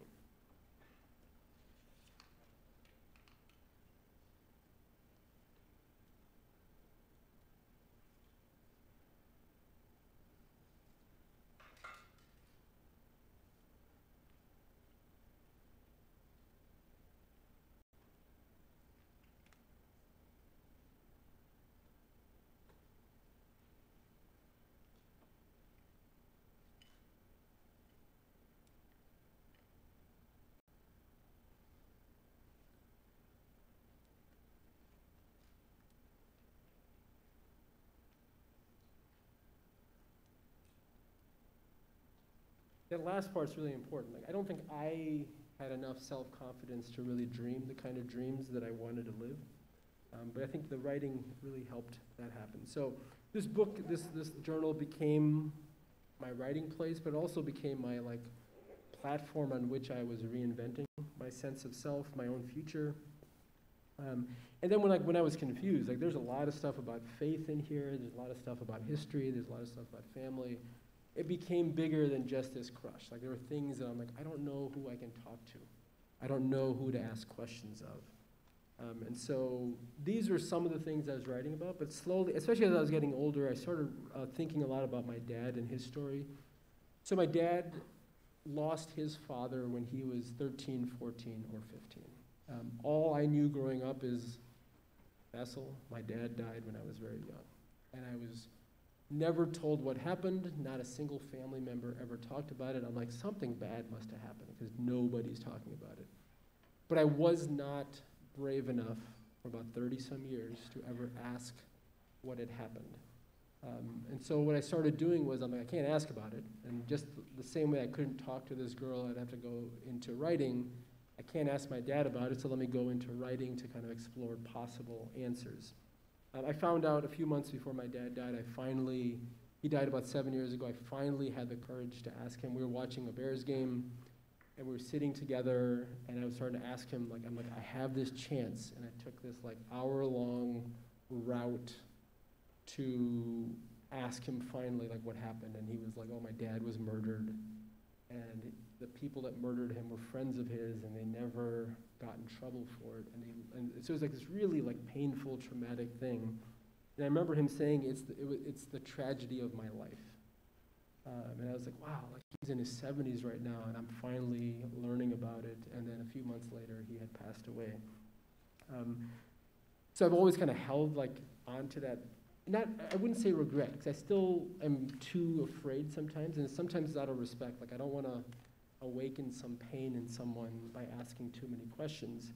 So the writing becomes really important. The other thing that I write a lot about, and like my book deals a lot about, is partition. And so my family is from Pakistan, but originally before 1947, I'll show you some pictures of maps.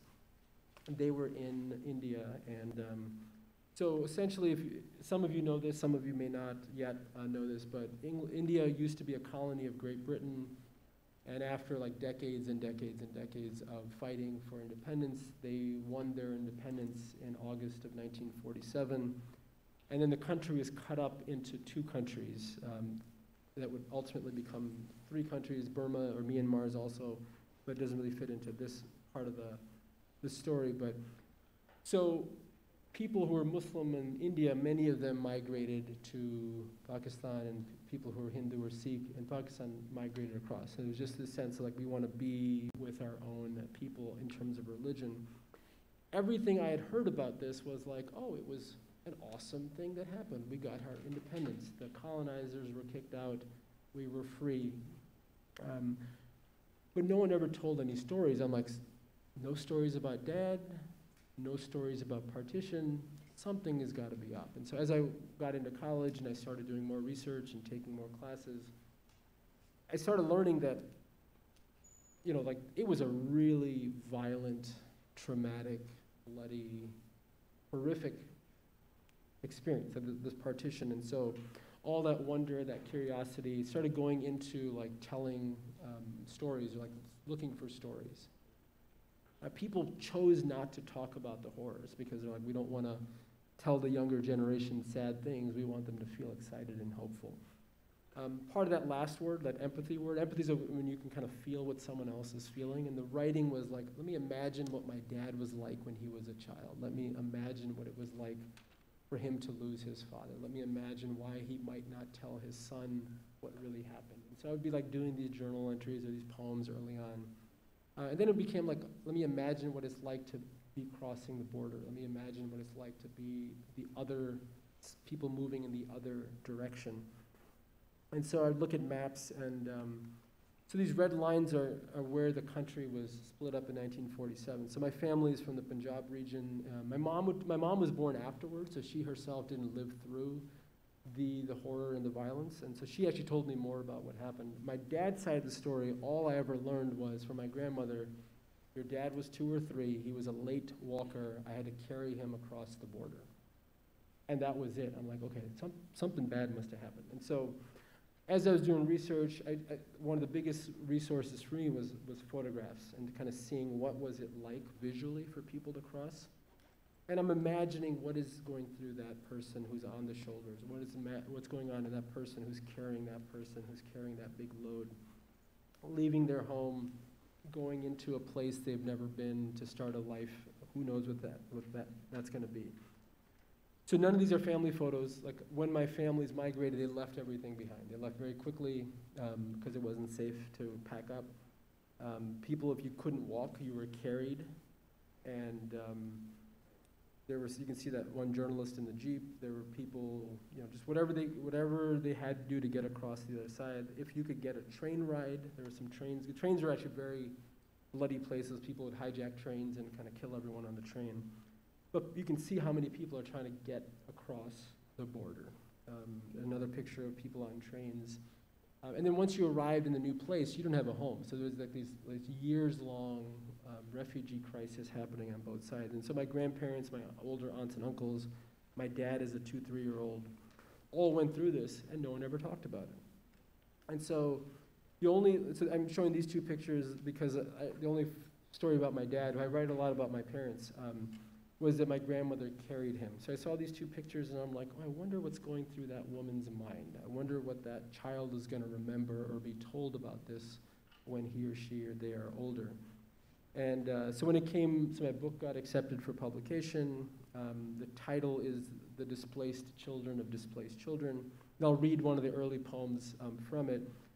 But I really wanted the picture on the cover. The publisher asked me about the cover, and I was like, I want to capture that sense of like carrying or being displaced. And I'm like, I don't know who this woman is, I don't know who that child is, but I kind of imagine this is my grandmother and this is my father being carried across the border. And that look on the woman's face is haunting.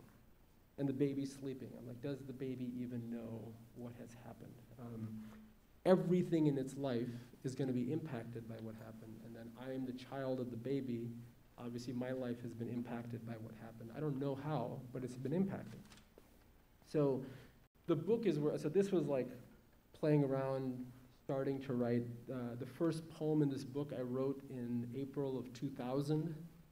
The book came out in April of 2018. So I was very slow to get to the book. I was working, writing. I wrote a ton. I mean, if you look at how many thousands of pages and how many hundreds and hundreds of poems. There's 41 poems in the book.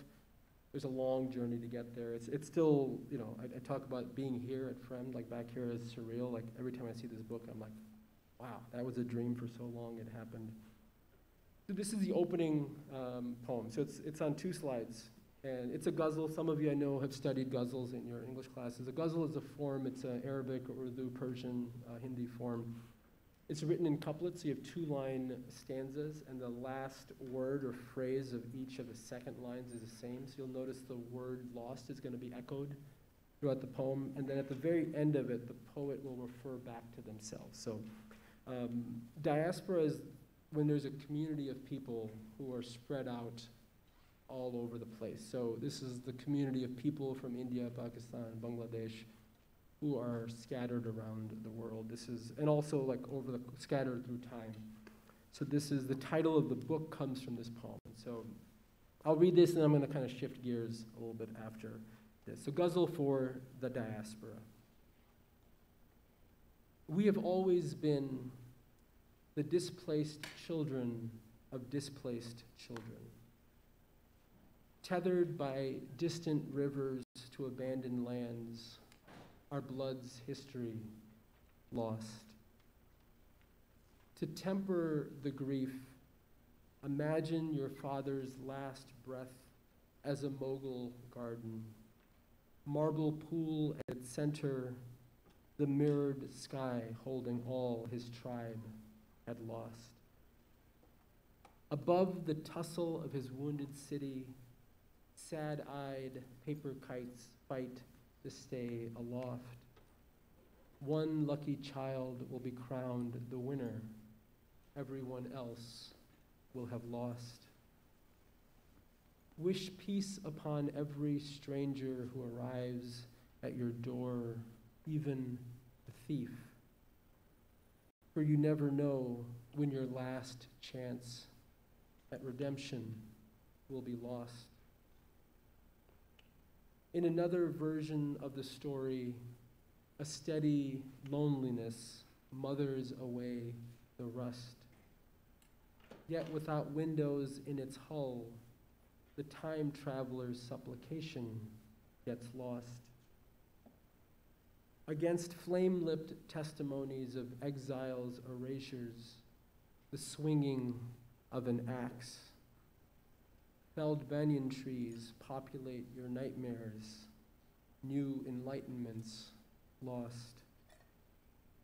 The rim of this porcelain cup is chipped, so sip with practiced caution.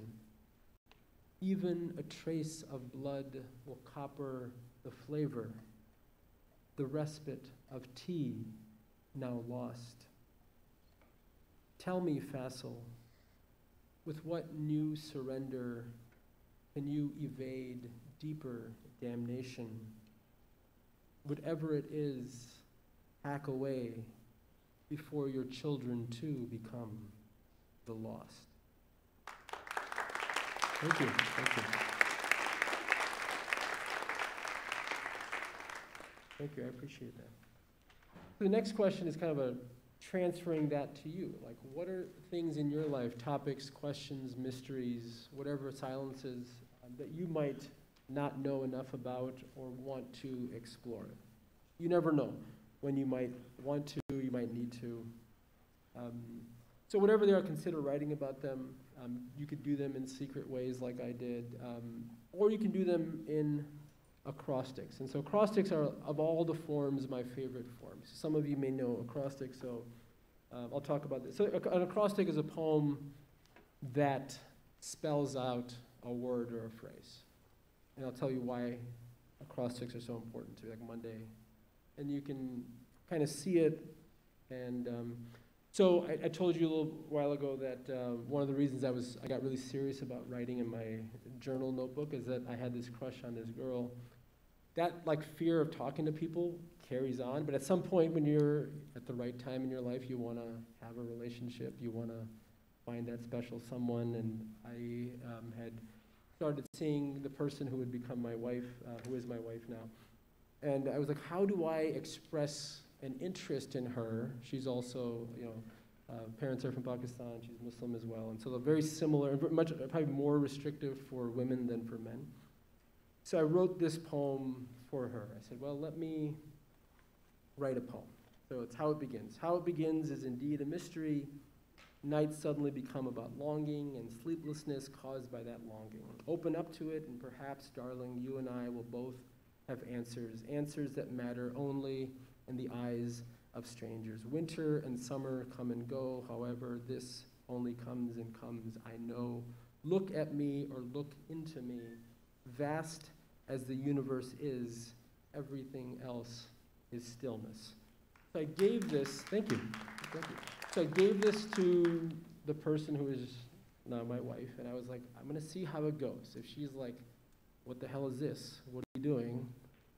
Time to back off. If she likes it, which she did, then I can be like, oh, by the way, I put a secret message in there to kind of like say one more thing, which is, her name is Hinasoda, is who I love. And so I wanted to kind of like secretly, this is like, again, going into the metaphor, what acrostics can do that.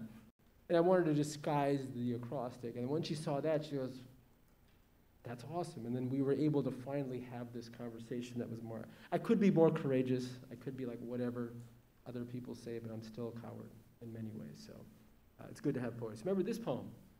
In this poem, I wanted the two dogs to be present in the poem. They have died and been buried or cremated, or they've passed on, but for the family that lost them, their memory's always going to be there. And so I didn't tell them this right away. And so I went to their house after I gave them this poem. This happened twice with the two poems I'll share. But the poem had been framed and put up, and I was like, oh, can I show you something? I walked them to the poem, and I said, look at what it spells out. And they were like in tears. I was like, wow, this is really powerful. I'm able to like push a relationship forward. They're awesome gifts. And so one of the things I'm going to encourage all of you to do is to write an acrostic for someone in your life who you want to celebrate or express some interest in or memorialize. You could also write a mean acrostic that says, I hate you, and do whatever. You know the book, The Hate You Gave? The title is Thug, T-H-U-G. That's also an acrostic that exists out there. So just a question for you. Like I'm hoping that you will give, quote unquote, the gift of poetry to people as an acrostic. I think it's pretty cool. So how do you do an acrostic? I was going to do a quick kind of a tutorial here because I hope you will all do it. I'm going to try to end so we have a few minutes for questions, but who are you going to write to? So I wrote a poem to a friend of mine's daughter. Her name is Noah Tesher. So you write the name vertically, then you start spelling out you can do it this way with a space. You can put all the letters together, 9 lines. You can break it up into 3 stanzas. This is where the writing is fun because you can kind of play with these possibilities. So this is the traditional acrostic. These are awesome. For me, I'm like, I could do better than that. This is kind of boring for me. For others, it's fine. So, Noah is nice and she's open-minded and active and et cetera. I'm like, yawn, yawn, yawn. For me, if I'm going to give this to someone. So I might put it this way. So the challenge I give myself is write it in a secret, disguised way. So I start by beginning a sentence, and then I want to continue the sentence, and then continue the sentence. The Noah is there now, but the reader doesn't know. Unless now people read my poems and like, I'm looking for the acrostic. I don't see it. This is like an early draft. It wasn't working. So but the nice thing is you know what the next line is going to start with. So that poem that I read early on, it's an acrostic. I changed the shape a little bit. Noah, I presented this to her 2nd grade class last year, and the class was like, can we write the title? So this was for them. Again, I went to their home shortly after giving this poem to them, and it was like framed and up in their house. I was like, wow, that's appreciation. So this is like a request and encouragement for you. People have written acrostics for me, and I'm like, I love them. Some students have given them to me. I have these like hanging on my, we have these plexiglass things behind our desk. I have poems on them or other notes. You can take an index card and draw something on one side or write happy birthday on one side and then write the poem on the other side. People will keep that and cherish it and take pictures of it. You can fold a card in half. Art Spiegelman, the great comic book artist and author of Mouse, a lot of attention to him last week. But this is, I saw, my friend actually, the father of Noah Tesher sent this to me a couple of days ago. He's like, did you know that Art Spiegelman also does acrostic comics? So this was what he wrote for his daughter, Nadia, when she turned 7. And I was like, wow, that's awesome. So when I proposed to my wife, I wrote an acrostic poem. So that was kind of like this is every year on Valentine's Day, I write her an acrostic poem. We have a 7-year-old son now. As soon as he was born, the challenge now is how does he make an appearance, either his name or a reference to him, make an appearance in the poem. So going back to like this guy back in '92, this is who that guy is now. Same person, but a lot of transformation. And I will say, this is maybe like someone's paying me to say this, but like Writers Week was amazing. It started when I was a sophomore here. I read up on this stage twice as a student, and I was like, wow, they're asking me, they're giving me a chance to read in front of students, my classmates. I'm getting applause. It was pretty incredible. And so I am really glad and grateful that we still have this, and I'm grateful to be back. And thank you all so much.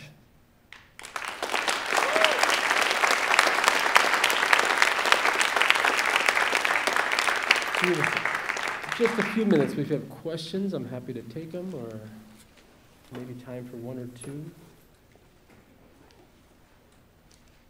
How many of you are going to write an acrostic poem for someone? Today or sooner? Okay, I see some hands. Those of you raise your hand, like encourage your classmates and friends and family members to do it.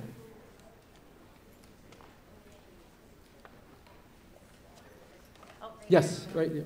What's your favorite Fremd memory? My favorite. Fremd memory. Oh man, I have so many fun memories. I do remember the first time I read a poem out loud in a class as a writing memory. Like we were in one of the big classrooms down the hall. I don't remember but we and it was the first time I had ever written and shared. And I remember like feeling like I couldn't raise my hand. I was so shy, but I got up on that stage, and I actually got like the teachers who were hosting gave me a book as a gift. And I remember being like super excited. Oh, I know I met Gwendolyn Brooks on this stage. And so she's one of my favorite writers. So, and she gave me a copy of her book. So I do have, that's like another super awesome memory.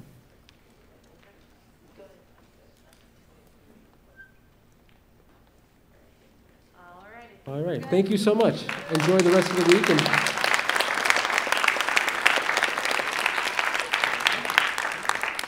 All right, thanks, third hour, and come on up and say hi.